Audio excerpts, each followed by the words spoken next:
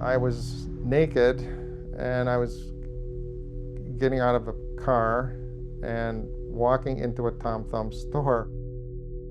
Everyone else was going in and out of the store was dressed, but they didn't seem to notice that I was naked.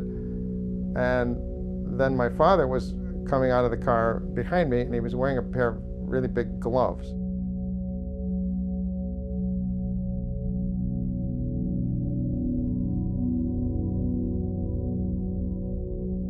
I think your childhood memories are the strongest memories that you have. While you're experiencing life as a child, your emotions are being formed. So if you have positive experiences, you develop a positive emotional relationship with the world. And if you have negative emotional experiences, you become fearful or, in certain ways, dysfunctional. I think most people are a combination of both. We have good and bad experiences. And it comes out as art, or it comes out expressed in some kind of metaphoric way.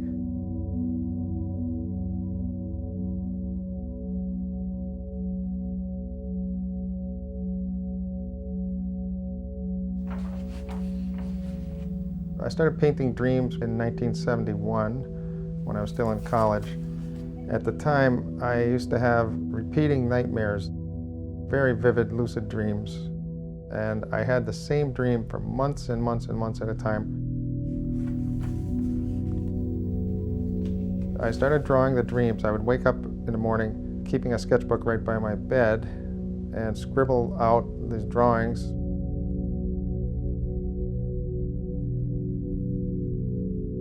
I did not try to draw them realistically. I just tried to get the impression of what the dream felt like.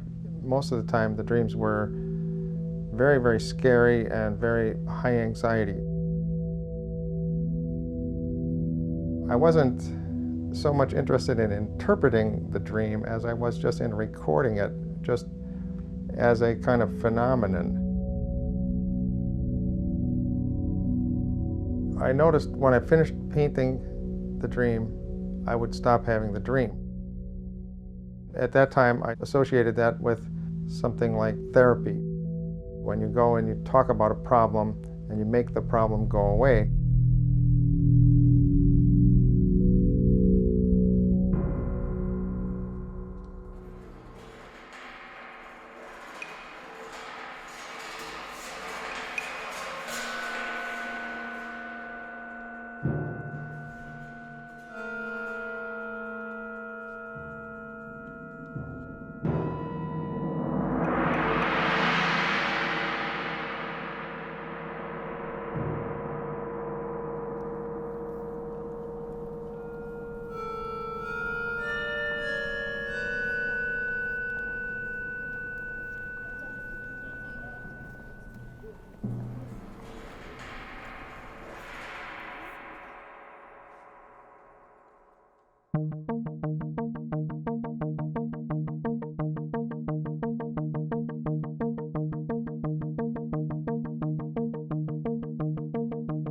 Assuming dream is in some sort of a symbol language, and as an artist, I'm very interested in symbolism because that's how we communicate in art.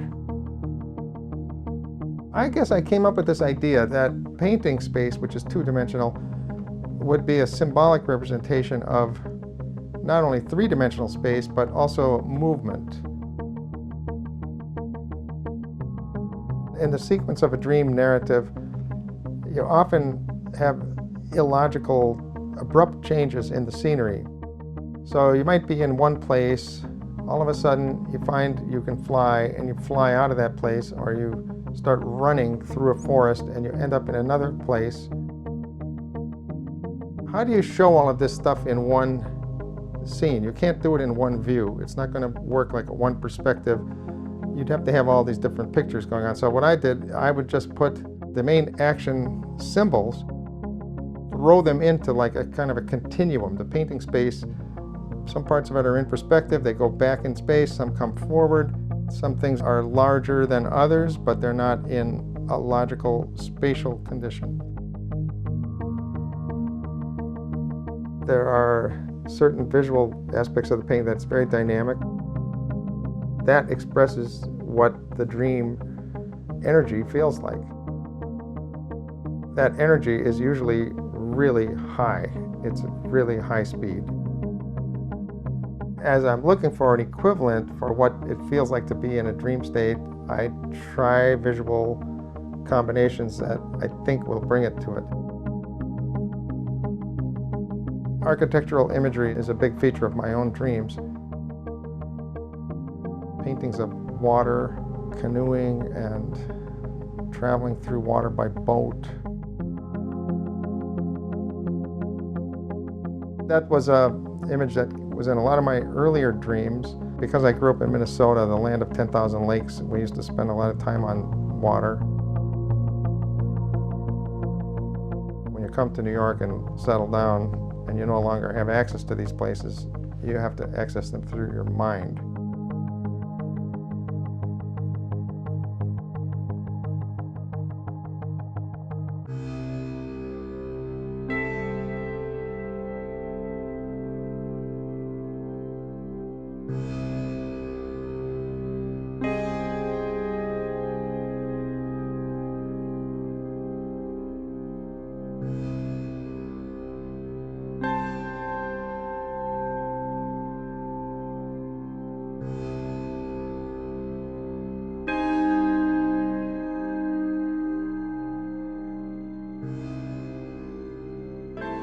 I have come to agreement with Alan Hobson's idea. He thinks that the purpose of dreaming is the brain is sorting out memory files. Many of the dreams that we have seem to be images of things that happened to you the very same day.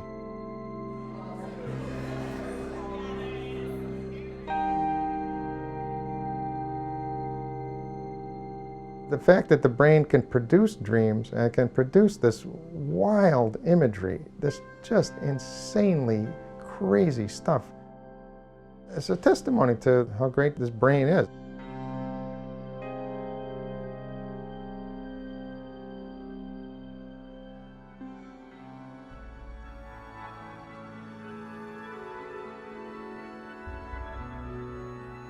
I guess ultimately, I want people to get from my work a kind of reinforcement of their own humanity. We all experience emotionally a very complex world. We live in a very complex world. We have to process it and survive in it, and it's very, very difficult at times. And I think our dream activities are kind of a high-speed replay of what those emotions feel like. And sometimes it's very comical when you look at the dream later. Humor is a part of our experience and helps us process the difficulties that we face every day in life. So I think we as artists, we want to inspire our audience not to give up.